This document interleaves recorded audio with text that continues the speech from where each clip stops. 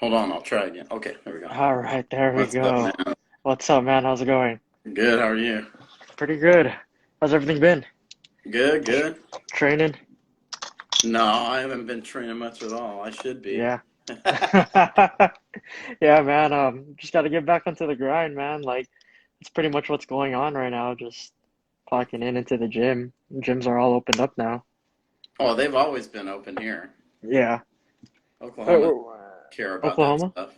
The LFA is going to Oklahoma for the next 4 weeks, I think. Yeah, yeah. Did you see that? Yeah. So hopefully they book me for one of those fights so we could chill after, you know? They signed a fighter, Hunter Colvin, there, and like I said, I Mhm. trained with him. I sent you a message about that. I trained with him a lot, and Oh, nice. Yeah. he did a lot of like the EBIs, the Hmm. submission undergrounds, a lot of grappling tournaments. So he's a Yeah. very strong grappler. Yeah, it's super sick. Have you ever been able to train with Oklahoma State with John Smith, No, no, no. right? They're up in Yeah. Stillwater, maybe an hour and a half. I think it's mostly just his wrestling guys. Yeah. It's just like Yeah. straight wrestling room. I think the people who Hmm. get in there have to be invited. They're either wrestling Oklahoma State or they know someone. Yeah, I'm pretty sure, especially with COVID too, they're a little extra strict with that. Yeah. I Yeah. know the Stillwater High School kids wrestle up there, and then Hmm. some of the young wrestlers, like at camps and stuff, go. I met him. I met Hmm. him. I went to watch a duel with Penn State. Yeah. It was the first time I've been to that campus. So I Hmm. got up there maybe 2 hours before Yeah. because I knew there'd be a lot of cars there and stuff Hmm. because it was sold out at the arena at the Boone. I'm trying to Gallagher Iba Arena is the name of their Hmm. arena. So I was just walking around. There's like nobody around. It was like 2 hours before. I got there way before everybody, and he Hmm. just came walking up the street. I was just like Yeah. walking down the sidewalk and I freaked Yeah. out. I like Yeah. had a heart attack. Oh, I bet. Yeah, he's such a stud, man. Like just being able to see that guy and see like Yeah. that man has so much knowledge, especially when it comes to wrestling and all the experiences he had. He Yeah, I looked like bet. he just woke up. I know he's lived close by the arena for a long time. Oh, I'm pretty sure he just woke up. He's been doing it Yeah. for years. He's just like, yeah, it's another day. I can Even when sleep he in was young tonight. and wrestling at Oklahoma State, he was living right by the arena too, because he would run Hmm. stairs in there and stuff at night. Hmm. I guess they let him in there and stuff, and he would run in there. Yeah, Yeah. yeah, that's sick, man. Yeah, if you're able to go watch those matches, dude, I bet they're all super sick, especially against Penn State, which I think they're number two right now, right? In the Yeah, I nation. I watched. think Iowa's one. Yeah, Bo Nickel, he pinned a guy really quickly. I think he was Hmm. maybe like a freshman, Yeah. so no one knew who he was at the time. Hmm. And That guy is so funky. I think Oklahoma State won the first two matches, and then Penn State won all the rest. Yeah. It like went downhill fast. Man, when Penn State came to Arizona, like my other friend, his name is Christian too. He invited me. He said, "Hey, you want to go watch ASU versus Penn State?" And I was like, "I do, but at the same time, I think Penn State's just gonna wipe them Yeah. out." And it's crazy because that night, like we were literally about to go to, and then we decided not to. Um, Arizona State ended up beating Penn State, which was crazy, and I mean it was just unbelievable. Yeah, Oklahoma State got wiped out by him pretty badly. Yeah, Yeah, yeah, Oklahoma State's good, but Penn State's maybe a level above. yeah. That wipeout, was that this year or was that back when Bo Nickel was That a was, freshman? yeah, it was Bo Nickel's freshman year. Yeah. Do you know I how they're think. doing this year? Are they doing pretty good? I haven't really been watching. I just knew it was going to be a big deal because I saw it in the news and stuff. That Mm-hmm. it was like one of the bigger duels to ever come to Stillwater. Yeah, So I was like, we got to go to that. So yeah. Well, next it's time pretty they're here, awesome. I'm definitely gonna watch them versus ASU. ASU has been on the climb lately. They've been doing great. I think they have like a couple uh top five ranked in the NCAAs. Because isn't the NCAAs are coming up, right? I'm pretty sure Yeah, they're they're coming pretty they're soon. actually going to be. I don't know if they're having it here this year or if that's in the next couple of years. They're going to be having it here in Hmm. Tulsa Yeah. Do you at know the where BOK the Center. yeah, is that where the LFA fights are gonna be at? Do you know? Uh, yeah, I think I don't know if it's going to be in Tulsa or they have a lot of casinos here Yeah. in Oklahoma. Hmm. but it'll probably be close by. Yeah, Yeah, that'd be uh, sick. yeah, I'm hoping they get me onto one of those cards. I know when we were back in Kansas a couple weeks ago, or it was just last week actually. The week before that, it was negative 22 degrees. So yeah. like just like having to prepare for that, like mentally, like being in such cold weather, especially like living here in Arizona where winter is 50 degrees. Is it pretty cold in Oklahoma? Yeah, it got cold. The same thing happened, but normally it doesn't. Oklahoma has mild winters, but Hmm. this last one, like you had in Kansas, the same thing happened. Yeah. So there was lots of snow, and it was below zero for about a week.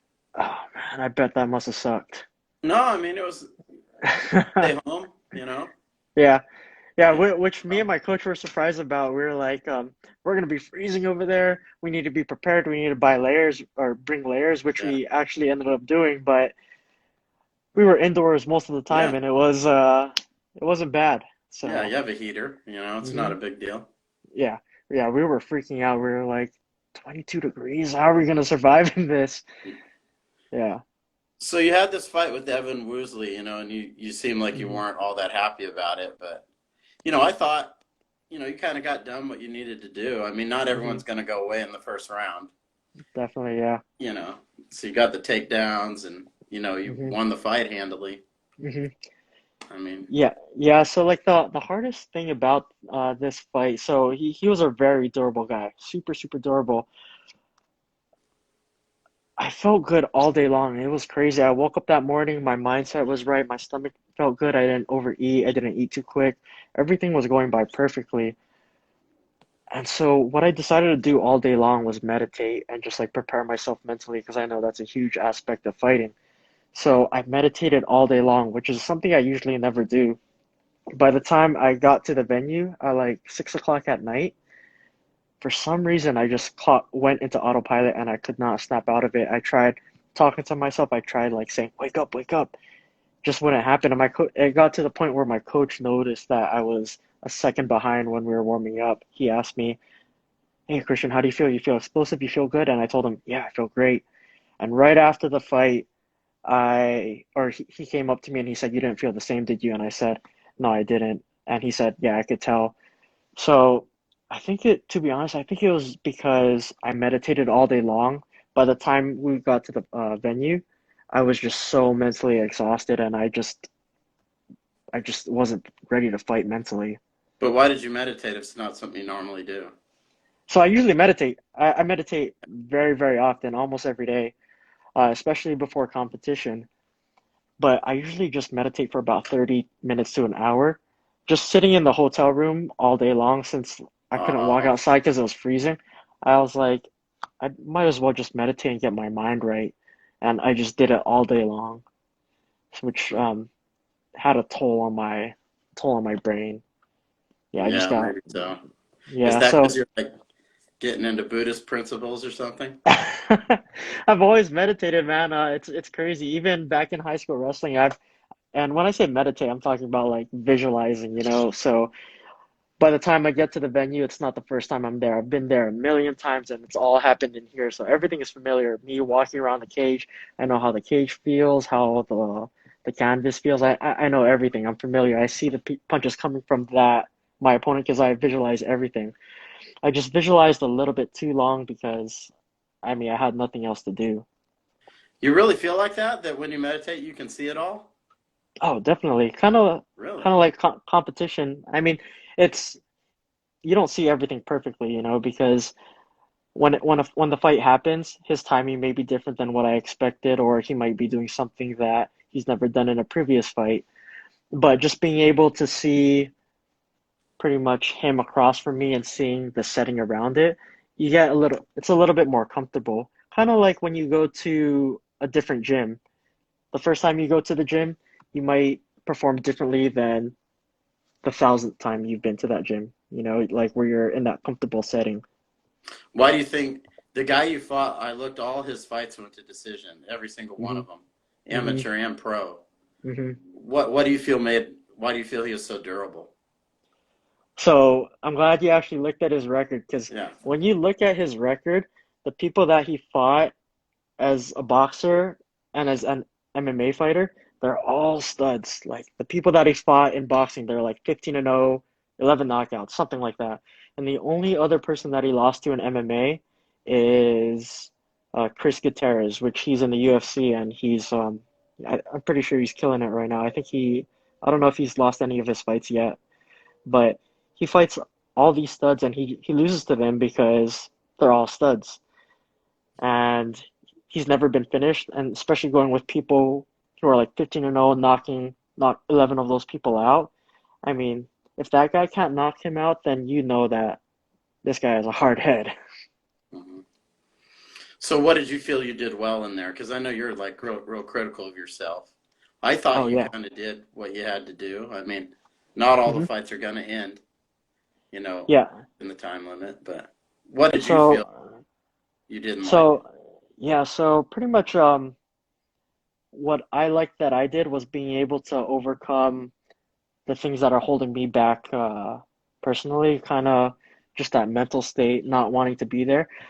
So what I did wrong was since I didn't want to be there, I wanted to just get in and get out. I just wanted to knock him out and get out of there and go home. But me trying to force a knockout, obviously not going to work that way because I'm winding up my punches. I'm not just letting the opportunity present itself. I'm trying to force it. But what I did well was just being able to realize, hey, this guy can't stop my takedowns. Let me just take him down to the mat and let me just beat him up that way. Right. That's what I hmm felt like, I think that's kind of the test for fighters either as they're either losing a fight or it's not ending the way they want it to, and you kind of were able to just do what you hmm needed to do to kind of dominate the fight. Yeah, yeah, and it's hard, like it's it started getting to me because I've started growing a bigger fan base, and uh, the only things that they've seen of me are knockouts.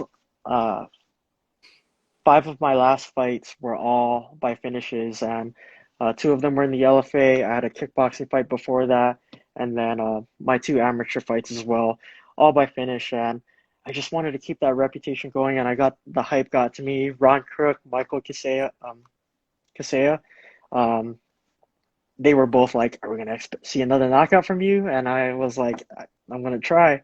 So that might have been another thing, like just getting to me, Hmm. Yeah, wanting to You live to felt the the hype. pressure's just too much right now? I don't want to say it's too much, but instead of just letting it happen, I try to force it. Hmm. Like I wasn't nervous about like, am I gonna knock this guy out or not?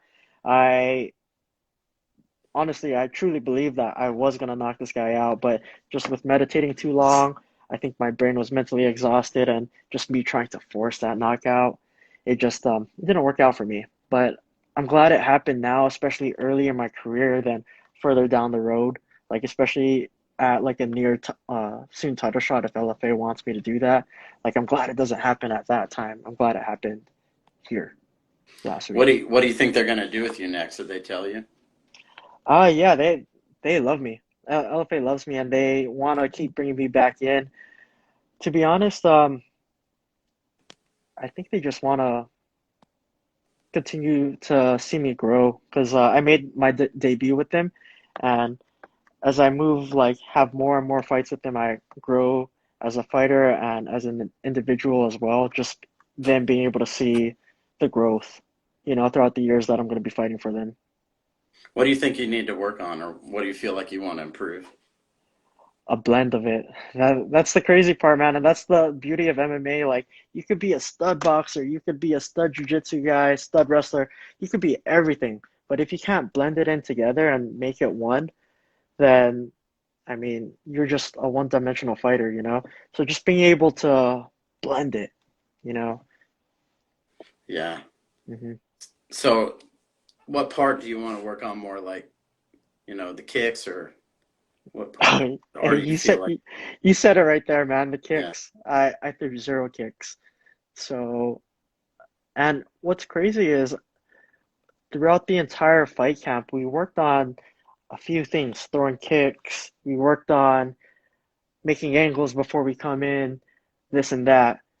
And when I got into the cage, for some reason, everything that we worked on throughout the entire fight camp, I didn't do any of it. Mm. So I just gotta figure out how to like blend it together and kind of make that octagon my home. Why do you think you didn't do any of it? I'm sure you talked to your coaches by now. hmm What do you think caused that? Uh, I think it's because I was in autopilot and I was just trying to knock him out, just try to get in the cage and get out. Like I didn't think about like making an angle before I came in. I just thought about let me just try to catch him with my right hand. And Mm. I didn't catch him with the right hands and the ones that I did, he just ate it. And when I saw him just like wobble and like kind of keep coming towards me, I was like, dude, this guy is he's game. He wants to keep going. And it was just I wasn't prepared for that. Mm. So what did your coaches say, like after the fight? He, I mean, congratulated me, of course. He told me what he thinks I did wrong. He said I did great, of course, because I did dominate the entire fight. I won 30-26 on two of the judges' scorecards. But like every fighter, there's always something to work on, even at the highest level. Kamaru Usman versus Gilbert Burns, I'm pretty sure his coach told Usman, Right. hey, you did great, you finished him, but we could still work on this and polish this. So same thing that Trevor, my coach, said. I mean, there's things to continue to work on. Did your brother go with you to that fight or? He didn't, and I wish he did, but with the COVID restrictions, you're only allowed one person. So it's either I had my coach or my brother, and I'd be fine with either or. So they probably wouldn't let you leave much anyway, even if you could have in Kansas. What do you mean? As far as they don't want you getting sick or anything, hmm they weren't. Were you free to like leave the hotel if you had wanted to?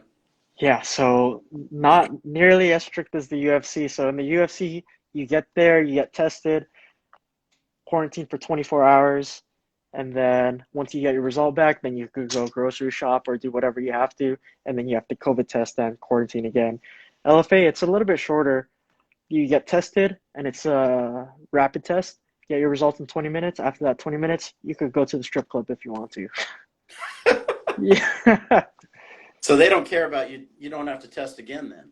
you don't have to test again, which, yeah, which is scary, but at the same time, I'm not afraid of COVID. I know for a lot of people they're high risk for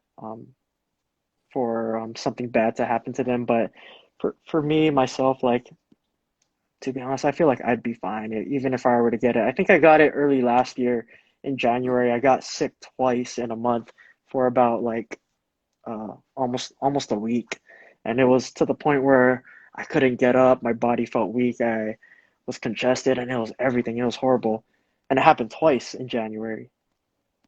Hmm. Yeah, I got the vaccine. Uh, yeah. I got it Friday. Yeah, You feel good? Friday. Did you get both? Because there's two. Yeah, I got another one in March. But the VA, they called me and said, "Hey, you want the vaccine?" And I Yeah, said, so they had like a drive-through tent, and you just lower your yeah. window and they stick you, and hmm then they make you park for like 15 minutes. hmm And after that, just see you Is later. it? So, Yeah, but it but hurt, it like really hurt. Like my mhm. arm was like dead for a day. Oh, Could really? barely lift it. Yeah, yeah. I heard the second dose is pretty a little bit stronger too, right? Supposed to I be. don't know. We'll see. Yeah. Got to get it March 26th. I have to get the second one, so we'll see. But like Yeah. most people I know can't even get it. So Yeah. So pretty cool that they get it.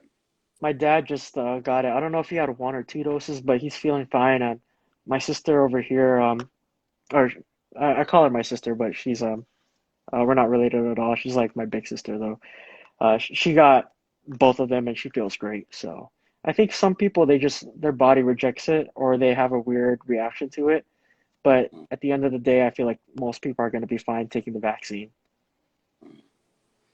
So you think you're going to get booked on one of these Oklahoma cards? I hope so. I mean, I'm ready now if they want to.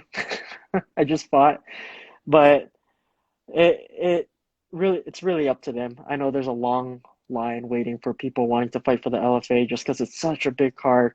They're flying people from all over, and you get so much exposure from it. And I just fought, so right now I'm pretty sure I'm at the back of the line. But if there is a fast track lane, I mean, I'm in that line too. So Yeah, and I saw you did Adam Hunter's show again. yeah, Is he like following you pretty heavily now? Because is he in that same kind of area as you or? I don't know where he's from, but ever since my brother went on his show, and ever since my last LFA fight, he followed me on Instagram, and I talk to him here and there. I see some of his comedy skits or his Yeah. performances, and I laugh at them. I like them, comment, share, and he just invited me to hop on his show, and that guy is heavy at roasting. Yeah, he As comes long, around here. There's a like a comedy club here that he comes to quite a bit. yeah, I think he was here pretty recently because Gerald Harris, who used to fight in the UFC, lives here. hmm So Gerald Harris hosts comedy shows all the time yeah, because he was a comedian also hmm before he was fighting in the UFC. So he hosts all these comedy shows where he's kind of like the MC. yeah, And I think Adam Hunter came to it last month. If I want to, I'm pretty sure it was last month that he came. hmm But yeah, he's here all the time. yeah. You need a strong, tough crowd every like if you're gonna watch Adam Hunter because that guy he has no filter. Like I know a lot of comedians they don't have filters, but this guy he like goes overboard sometimes and it's Yeah. super funny, but the people that he roasts it sometimes it's a little far, but at the end of the day it's all funny. So who are some of the guys that you're training with besides your brother? I know we kind of talked about that a little bit, but there's Yeah. some new guys there. hmm Yeah, so right now I train at two different gyms. I train at Arizona Combat Sports. I like to think of that gym as like a school where I go there, I go to learn, and I have that's where I get my knowledge from. At that gym, I have my brother, of course. I have this guy Cedric Katambua. He used to be the number one ranked 155-pound amateur here in Arizona. Just because of his lack of uh, participation in competition, he has been removed from that list. So I have him. I have Seth Wheeler. He's a BJJ purple belt and a MMA fighter as well. So I have those three guys um, at Arizona Combat Sports, and then over at Fight Ready, that's where Henry Cejudo's from. I've never trained with him uh, yet, but he's at the gym. They have Henry Corrales. He's knocked out Aaron Pico before. Right. Hunter Azure, Bryce Logan. There's a lot of different people over there. To be honest, it'd take a while for me to name all the Brandon different bodies Moreno, the that I guy that have. fought Figueredo, is he there too? I haven't seen him, but I'm pretty sure he was training with Henry Cejudo at one point. I just haven't seen him at the gym yet. I think right now he's at Extreme Couture. So yeah, I More haven't seen him at the wrestling gym based yet. gym? Fight ready? Yeah. Oh yeah, super strong wrestling. So I'm the wrestler at Arizona Combat Sports, and I'm like the JV wrestler at Fight Ready. Yeah, it's crazy like how there's levels to pretty much every single fight aspect of the game. Yeah, their wrestling is on a different level, and to be honest, I'm glad that I started going to that gym because my game is elevating a lot. So how much do you train at those two gyms? I train there every day, so right now I'm trying to have a mixture of both. So for my last camp, I was at Fight Ready for most of the time, 4 days out of the week, and then 1 to 2 days I would be at Arizona Combat Sports. What I'm thinking about doing now is doing 5 days at Fight Ready, and then just doing jiu-jitsu at Arizona Combat Sports at night. So kind of having both, and ultimately it depends on how my body feels. So some days I might just have to do 4 days at Fight Ready, 4 nights I do jiu-jitsu, kind of just play it by ear. Talk to my strength and conditioning coach and let him know where my recovery's at, and he'll pretty much give me guidance to what I should do. But is Fight Ready run more like maybe like a wrestling practice? Definitely is. It's definitely around like a wrestling practice, but for MMA. Yeah, and it's cool because they're how should I say this? Their live isn't super long. Like they go live for about like 15, 20 minutes Hmm. and they call it. Whereas at Arizona Combat Sports, we usually go live for a long time. Why do they do that? What do you think the difference is? To be honest, I'm not too sure. I wouldn't be able to give you that answer. I know for those 20 minutes that we do go live, we go hard. We go super, super hard. Arizona Combat Sports, it's a different pace, I guess. So when we spar Arizona Combat Sports, we go hard, but when we do jiu-jitsu, it's a little bit more flow pace. I mean, sometimes we do turn it up, but at Fight Ready with the wrestling, with all the competitors, all of them are pretty much professional fighters. They um, they like to go at it. So you're mostly doing like drills rather, and then going live for a short period of time? We're drilling for a good amount of it, and sometimes when Angel Cejudo, so that's Henry's brother, when Angel Cejudo runs practice, sometimes we do hard drilling, like fast-paced drilling for an hour, and then we go live for like 10, 15 minutes. So it really depends on what the coaches have planned for that day. Hmm. So when you're going live, it's you said like you're doing fight, but is it more like a mix of wrestling and fighting, you think, or rather than your jujitsu practice, like where it's kind of a different pace? Yeah, so when I do jiu-jitsu, it's more sport jiu-jitsu where you're doing De La Rivas, where you're doing reverse brambolos, all that good stuff. When it comes to Fight Ready, they're more MMA based, so we always have gloves on. And if I were to do a reverse bambolo, or for the people that don't know that are watching, like when you go upside down, they're just gonna start hammer fisting your face. So like it's um it's a little different. Fight Ready is a little more MMA based. But I'm saying, what do you get out of it as to where, like, when you're doing a practice that's longer, you're going live for longer, as hmm opposed to 15 minutes?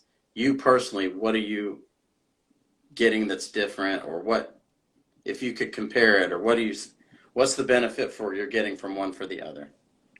Yeah, so when I do sport jiu-jitsu, I mean, for most of the people that do jiu-jitsu, you could do jiu-jitsu for hours in a day. It's not as stressful on your body because you're not always on a go, go, go pace. Whereas wrestling, a lot of it is who has better endurance. Sometimes you could, I don't know, be the better wrestler, but the endurance takes over for the other person, and that's when they start getting the edge on you. It's hard to wrestle for 20 minutes straight versus doing jujitsu for 20 minutes straight. It's two completely different paces. And doing wrestling and doing jujitsu, you're able to practice. I mean, a lot of people see that they're a similar sport, which they are. A lot of things do tie together, but jujitsu, in my opinion, is way different than wrestling. And just being able to practice straight wrestling with punches versus practicing straight jujitsu. But the 15 minutes, are you exhausted compared to the jujitsu, or are you getting kind of the same? I'd say I'd probably get the same outcome from it. Yeah, just because in wrestling, you're just going balls to wall, going crazy. Mhm. And jiu-jitsu, you could kind of be a little bit more patient. You could set them up with different kinds of Right. submissions or control the pace more. I just find it interesting that that's because you're saying they do that all the time. hmm I'm just wondering, they feel that that's the best way to do it, Yeah. and how So, they mhm, came to that conclusion, mhm. you know, So, it's so interesting. when I train at Fight Ready, I'm there for the sparring days and the wrestling days. Uh, and I told you I'm there 4 to 5 days a week. They train twice a day. So they train at 10 o'clock and at 3 Mm. o'clock. So the times that I come in are at 10 o'clock, and that's when we wrestle. And then the sparring days also. So I don't do jujitsu with them. And the striking, I do a lot of it with Trevor, and he's at Arizona Combat Sports, or on the sparring days. Mm. Yeah, I find it interesting because you don't really Mhm. see a lot of gyms do that, Yeah. and obviously most of them are recreational. But I'm just hmm wondering why they came to the conclusion that that's how they wanted to do it. Yeah. You know? Re I'm wrestling for over 30 minutes live, I feel like could be a little bit too long. Just because if you do a 2 minute live go, a lot of times you could be extremely exhausted, especially going with someone fresh or if you're in a group with three. Just all that stress on your muscles, it just starts to give out and it gets to the point where it could get pretty dangerous. Hmm. Hmm. Now, your brother, he got his first loss in the UFC. Kind of, what Hmm. did what did he take away from that? I know the guy grabbed his glove, and maybe that's Hmm. something you could do in the future. That's the way I was looking at it. Like if the Yeah, referee doesn't see it, who knows? yeah, I might as well pull his hair too. No, I mean like against the cage, you could I like know. grab the guy's inside of the glove and just, Yeah, or just like he did, kind of out in the open. The ref didn't see it. yeah. Which is so crazy You know. because the referee was warning the guy, "Hey, keep your fingers out of the gloves," and he did it Hmm. in that last on that last hit, and I mean, that was the game changer, or that was the deciding factor for the fight because he won by knockout. So my brother did take a lot from it, just being able to go back to your roots because we were now seen as MMA stand-up fighters versus those guys that blend their jiu-jitsu with their wrestling it that makes their striking dangerous. We were just straight strikers. So just being able to kind of do both of it again. Yeah, I pretty the lessons that he had from his fight are pretty much similar lessons that to what I was saying for my last fight. So he's putting in some similar time to you with the same kind of practices. Yeah, and he trains a little bit more than I do because he doesn't work full time like me. So he's able to train all day if he wants to and kind of just pick a ton of people's brains. This guy's asked me I shouldn't encourage you to do things that are illegal. I train with this wrestler in Japan, this old guy, Hmm. Takashi Noda. He's I think he's probably in his 60s now, but he used to say like, this technique's illegal, but if the referee doesn't see it, nobody knows. You know. Yeah. So yeah, he almost encouraged to do. If you could get away with doing Hmm. something that's illegal that's effective, who cares? As long as the Yeah. referee doesn't see it, it Yeah. doesn't matter. And so you know. sometimes things happens too, like where you're trying to get wrist control and your fingers slide into the Right, gloves right, on right. accident. Sometimes they're not intentional, but it's a part of the game. It happens. Yeah, I think he Hmm. reached in there. It definitely looked like he did. Oh yeah. I think he reached in there. I mean, the referee stated, "Keep your fingers out of the gloves," so he definitely was doing something to do it. Yeah, in the clinch is where I think you could get away with it. Like if you're up against the Hmm. fence, the Yeah. ref sees your back, maybe grab it. Hmm. That's where I Yeah. think it could be pretty effective, actually. Oh yeah, just that control. That's such great control because you can't break the grip. It's Right, right. your fingers are in the gloves. The only way to break the grip is if you're to use your other hand and peel that finger out, but that leaves you exposed. Yeah, if you could do it real quickly and grab the inside and maybe land like a fight-ending punch, Hmm. there's no way Yeah, they would. I know, Yeah, right? come on. I mean, it was effective at the time. That guy was pretty powerful too. I mean, that guy was, Yeah, he's, yeah. you know, He he definitely had a really tough first uh, UFC debut. That guy that he fought was the LFA champion, and he was just a powerhouse, and yeah. if I were to tell you, and this might be me just being biased because he's my brother. I think my brother is the better fighter. He had those UFC nerves, and I mean, it's the way that he trains in the gym and the way he spars in the gym is completely different to how he performed that night, which is kind of like what we were talking about earlier. Right. Just the mental state of the game is it's so important, and it could shift so quick as well. Like you could you could be the better fighter, but if you're not confident, then you're just as good as some street fighter. Yeah, why do you think that is that sometimes you're not able to perform similarly to how you're doing in practice, or you don't do what you're Hmm. expecting to do? Preparation and visualizing. That's a huge part of it just because you're in the gym 5 days out of the week. You know where you are, you know which side is the corner, you know how the cage feels, all that good stuff.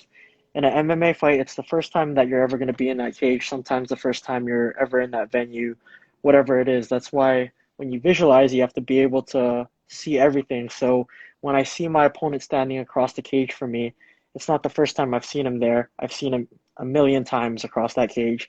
When I shuffle around going left and right, I know how that cage feels because I've been there up here. But you need to have a balance of it, and that's where I messed up this last fight. I just meditated and visualized all day long to the point where my brain was exhausted. Being I stuck th in the hotel too much, maybe. Yeah, and we're watching TV too, but I was like, you know what? I'm just gonna put my headphones in and I'm just gonna go to sleep. And my coach was like, okay, cool.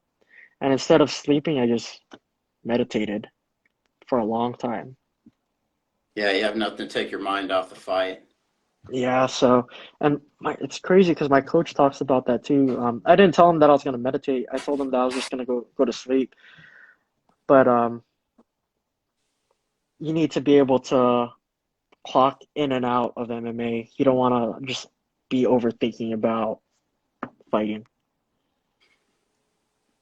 Yeah, that makes sense. Do you know Yeah, when they're gonna have like the next fight for Kevin? yeah, Oh he's yeah, he already fighting. got booked. Yeah, he got booked, didn't he? Yeah, he got booked April 23 or 4, something like that. It's in Singapore, so it's gonna be, I know, a long flight. Yeah, And yeah, I'm pretty sure he's gonna take me with him, and I don't want to fly that long. right, right. I But would yeah, it's either. that's a part of the game. I've been to Singapore before, actually. I've trained over at Evolve. I was with Angela Lee. I was with Bruno, uh, Amir Khan, and Benedict Dong. Oh, and Alex Silva. Those guys were my main training partners uh, when I was over at Evolve. So hopefully, if they're gonna allow us to kind of explore after the fights, I definitely want to stop by that gym and say hi to everyone because it's been like 4 years since I've seen them. It's been a minute. Yeah, Singapore's a good place to go for sure, but Yeah. a long flight. Oh yeah, it's different. And I feel bad for my brother too, just because he's gonna be dieting. He's gonna be cutting weight on that airplane. So I don't know how his body's gonna react to that, because I mean he's gonna be low on calories. Mhm. Hmm. So, is he feeling better about this next fight? As far as I guess it's hard to gauge because you're, Oh, a few months out, but I can tell you the answer right now. So he's feeling great. So after that fight, he knew he had a mental block up here. So he started seeing a sports psychologist, and that psychologist has been helping him tremendously. When I see him at practice, you could tell just by someone's body language or the way they talk and all that stuff. You could see that he's a way more confident person than he was before. And even though it was just a few months ago when he last fought, you could see a completely different, way more confident person in him. And just he's more of a student now, so he could sit back and he could listen and take advice from other people, even people that never fought MMA before. He takes advice from everyone now, so he's definitely working towards being fully prepared for that MMA fight. But by April 24th or whatever day it is, he's going to be 100% ready. Yeah, do he you guys there's still like a rely on Paul at all as far as talking to him about he things? he's the OG mentor. Of Yeah. course, yeah, like I mean, those are our roots, and you could never forget your roots, like we've came this far because we have such a solid foundation. And that foundation came from 8-6. And it sucks because we can't take them onto all these fights that uh, we compete in now. Like I can't take him to Kansas. We can't take him to Singapore. But our style is based off what we learned at 8-6. So at 8-6, we're really strong on uh, takedown, pass, submit. MMA fight, it's pressure, knock them out or take them down, submit or TKO. Pretty much that. So we we pretty much follow his blueprint, and he's our foundation. But do you still talk to him about stuff as far as, what's going on or anything like that? Yeah, yeah, they know about all of our fights. We have a group chat with them, so anytime we have a fight coming up, they we message them, or anytime anything happens, we talk in that group really really often. Like we talk about all the UFC fights, our picks and stuff like that for them. Um, I mean, we're still in communication with them. It just sucks because we can't. It's hard for us to fly all the way back uh to Hawaii and talk story with them, but I mean, we do what we can, and we talk through social media. All right, man. Well, I appreciate you taking the time out. I know you're kind of busy and everything, but it's great to talk to you. Of And course, man. you Yeah. guys come out here, man. Maybe I can take you out to stuff and get you out of the hotel. Hopefully they Hey, get, if you're in Tulsa for sure, I could do that. okay, I'll figure out where we're staying at, and I mean, Yeah. even if it's 3 hours away, man, you got to make that drive for me. Yeah, yeah, I can take care of it. But if it's in Tulsa, definitely, or Oklahoma City, no Yeah, problem. sounds good, Yeah. man. Yeah, All right. so I'll keep you posted with it if I get a fight, and who knows, it might be a short notice fight because I mean, if there's a fast track lane, I'm in there. So, All right, man. Appreciate it. And all right, let's man. catch up again sometime next for your next fight or whatever. Sounds good, man. Just let me Appreciate know. it. All right, Take man. care. Thank you for having me. Yep. Thank you.